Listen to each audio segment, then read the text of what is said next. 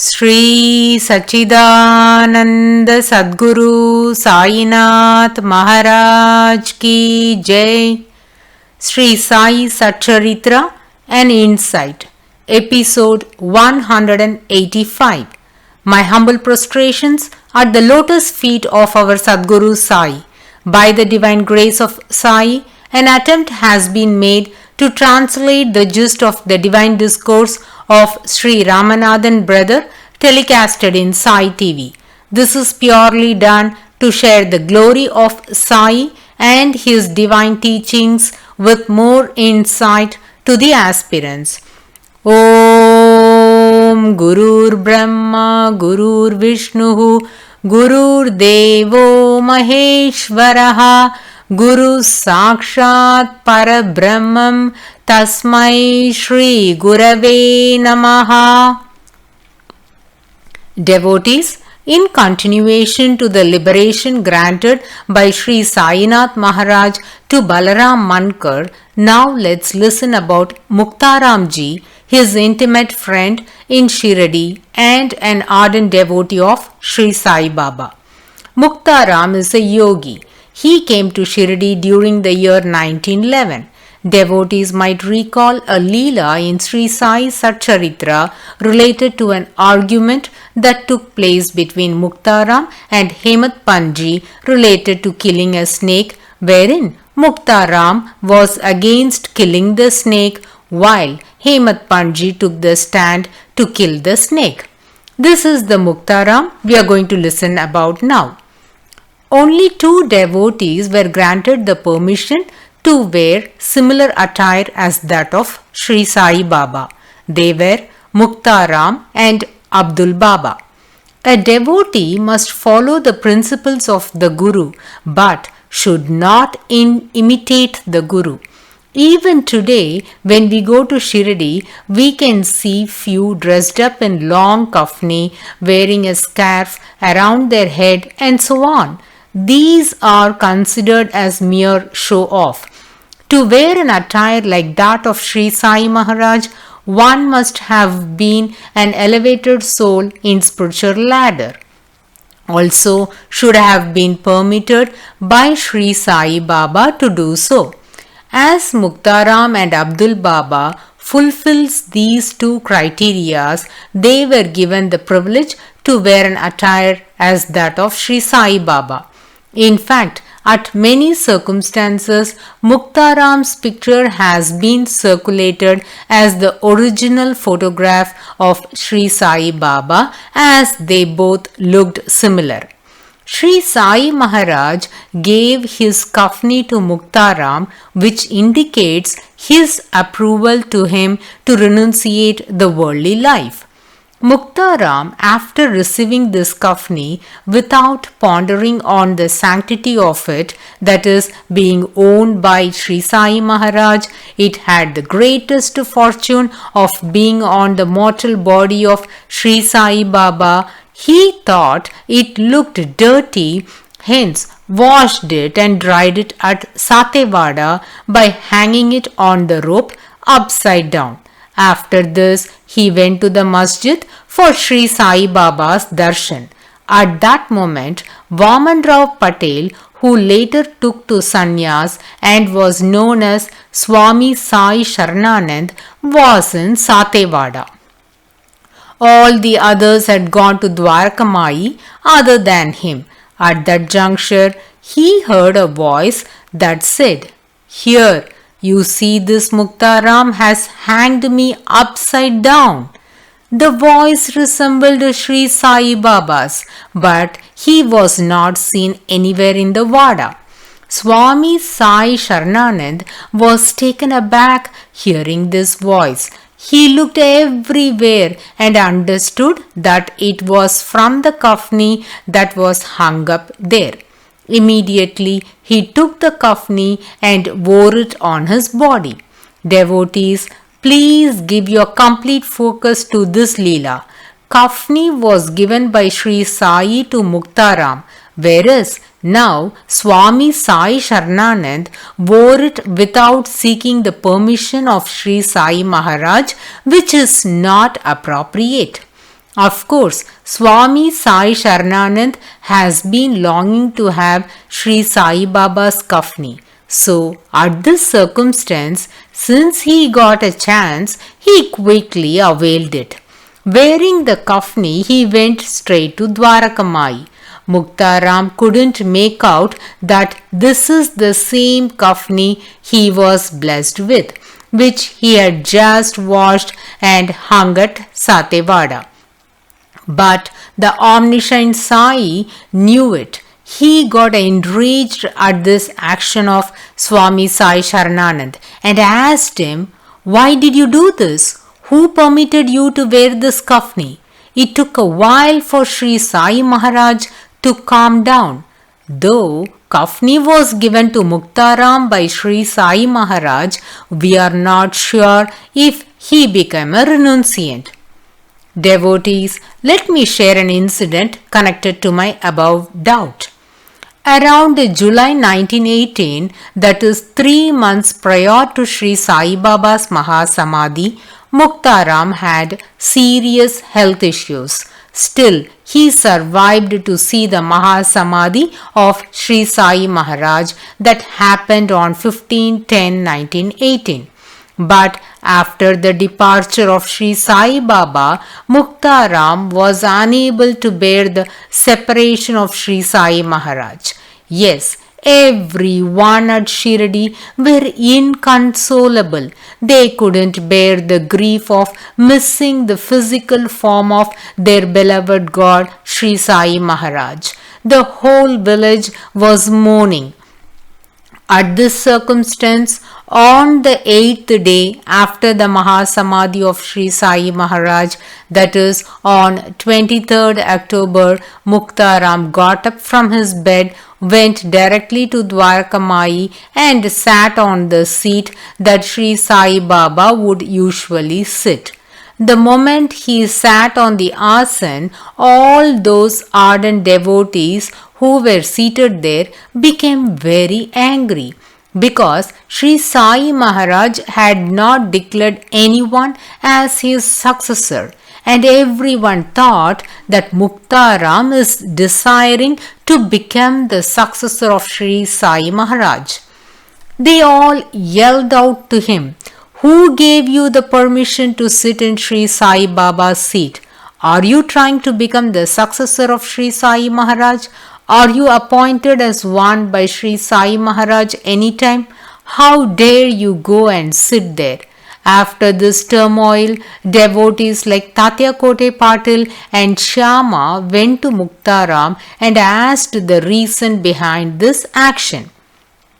Muktaram replied thus, "My diabetes is severe and I am unable to endure the torment of the disease. I didn't want to live long in the absence of Sri Sai Maharaj. Hence, I beseech to my Lord to put an end to my life.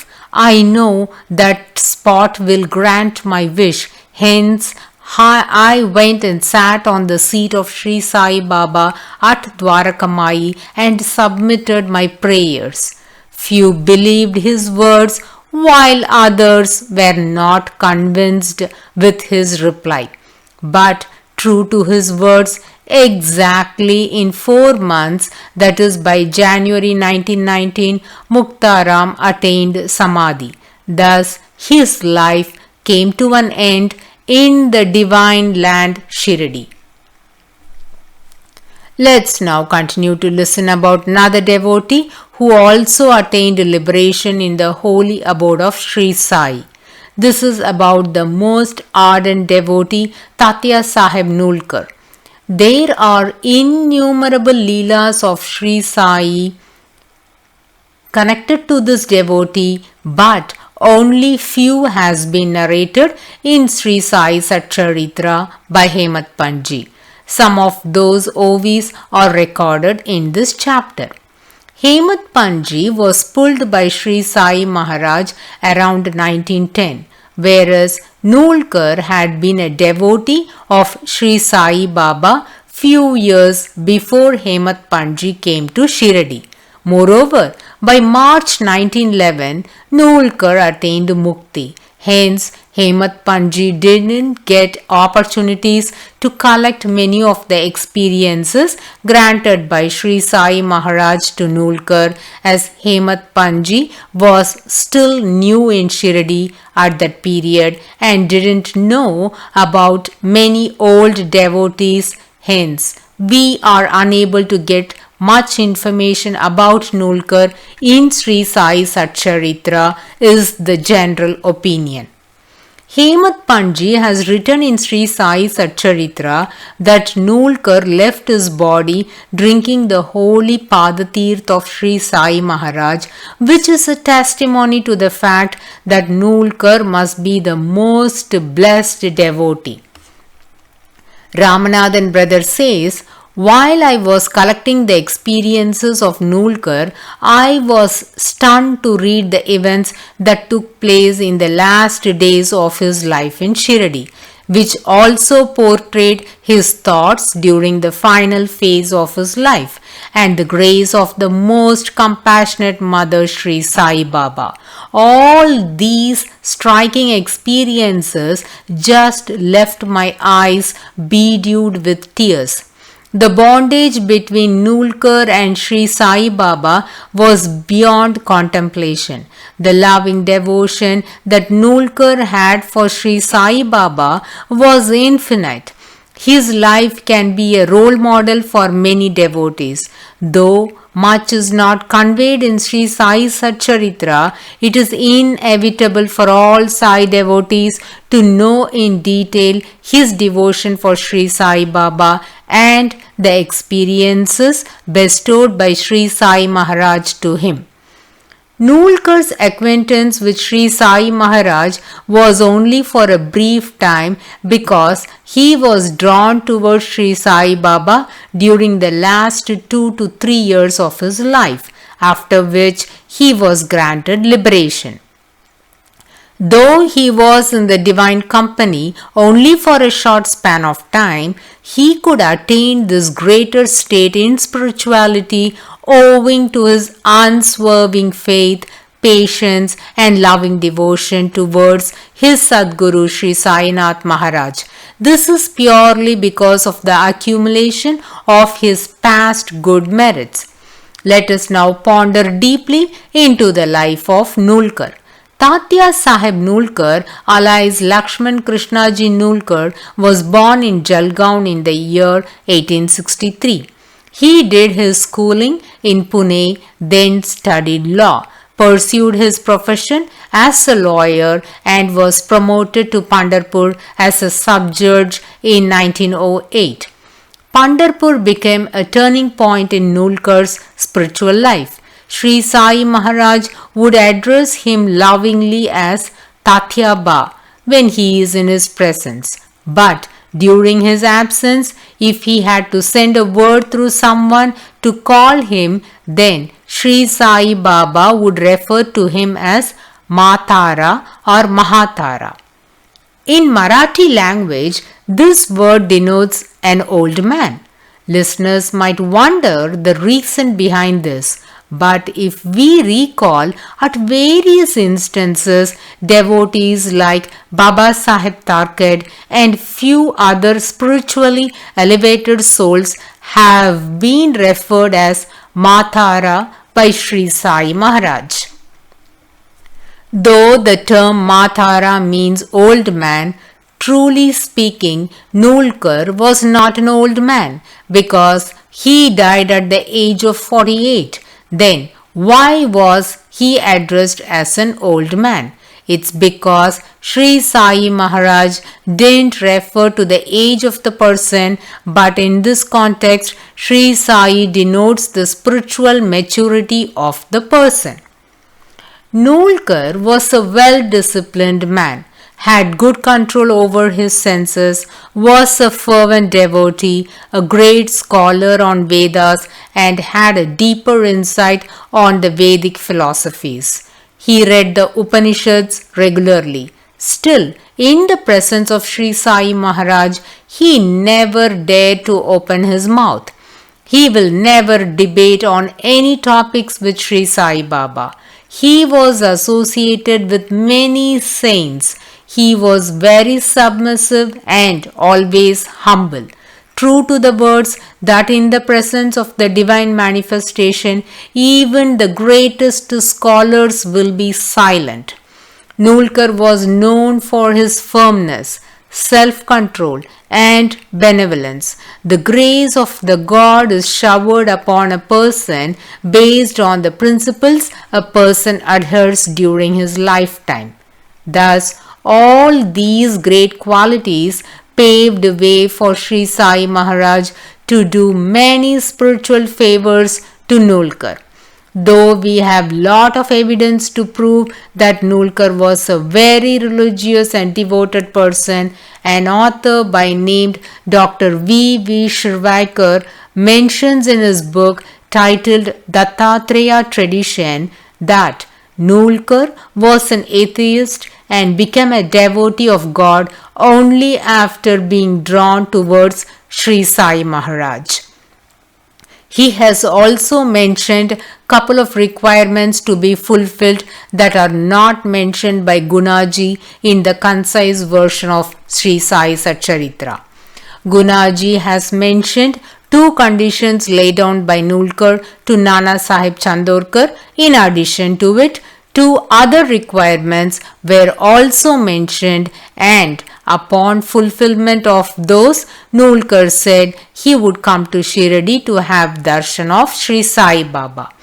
These conditions portray Nulkar as an atheist, and such a person, when pulled to Shirdi, became a great devotee of God and finally attained the goal of human birth, that is, liberation, says Dr. V. Shirvaikar. During the year 1908, Nulkar was appointed as the sub-judge of Pandharpur. The divine coincidence was Nana Sahib Chandorkar was the revenue officer, that is Mamlatdar, at the same place.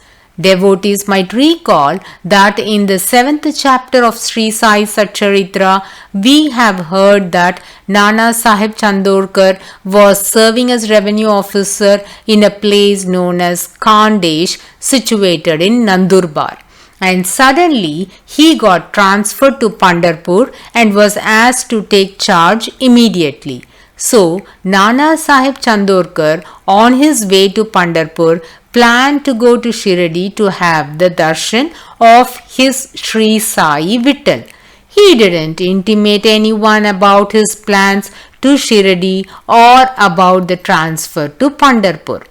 When he reached Neemgaon at that same time in Shirdi, to the amazement of all the devotees present at Dwarakamai, omniscient Sri Sai Maharaj, who was talking with Mahalsapati and three other intimate devotees, at once said, "Let us all four do some bhajan.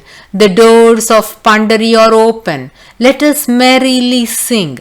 Then they began to sing in chorus, the burden of the song being, "I have to go to Pandharpur and I have to stay on there, for it is the house of my Lord."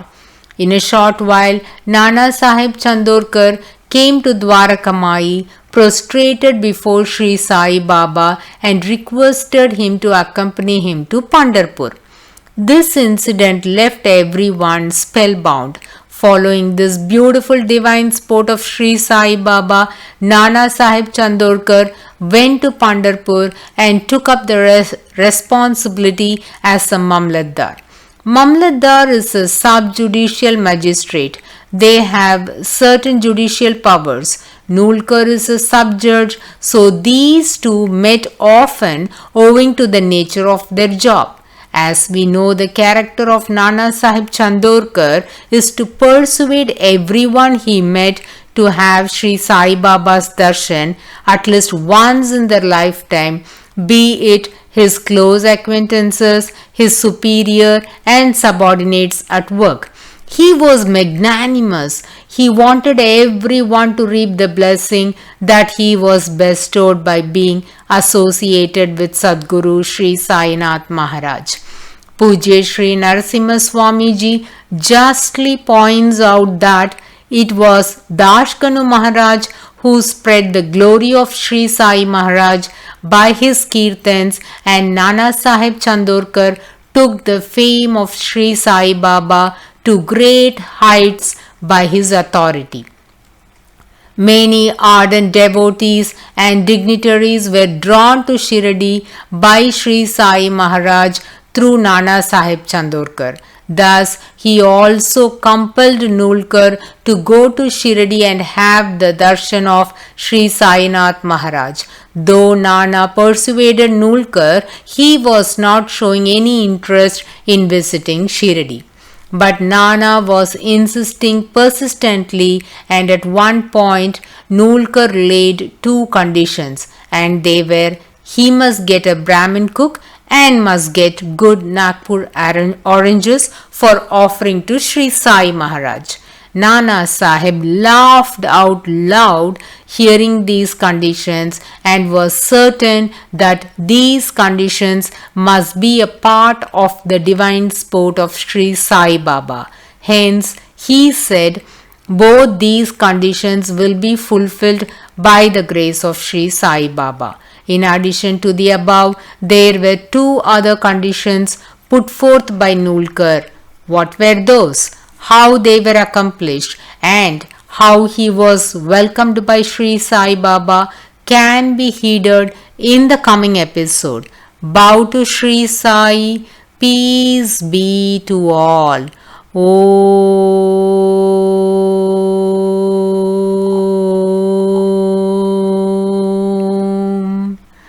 Sai Ram.